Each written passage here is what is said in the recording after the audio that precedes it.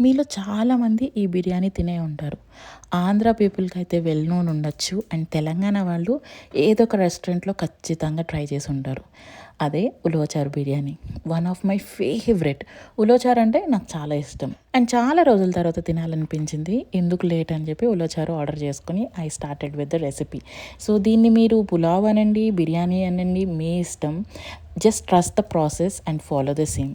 Recipe is very simple. 2 tablespoons of oil, 1 tablespoon of ghee. Add on sliced onions, chilies, పుదీనా and also మనకి కావాల్సిన బిర్యానీ మసాలాస్ అన్నీ ఇందులో వేసుకోవాలి. మ్యారినేట్ చేసిన చికెన్ అయితే ఇంకా సూపర్గా ఉంటుంది. And my marination is simple. Ginger garlic paste, ఉప్పు, కారం, పసుపు, నిమ్మకాయ అండ్ కర్డ్ వీటన్నిటితో మ్యారినేట్ చేసి ఫ్రిడ్జ్లో ఎప్పుడు చికెన్ రెడీగా మా ఇంట్లో ఉంటుందన్నమాట. ఓకే, వన్స్ చికెన్ 50% ఉడికిన తర్వాత ఇంకొక 50% కొంచెం ఉలవచారేసి ఉడకబెట్టుకుంటే ఆ ఫ్లేవర్ ఇంకా ఎన్హాన్స్ అవుతుంది.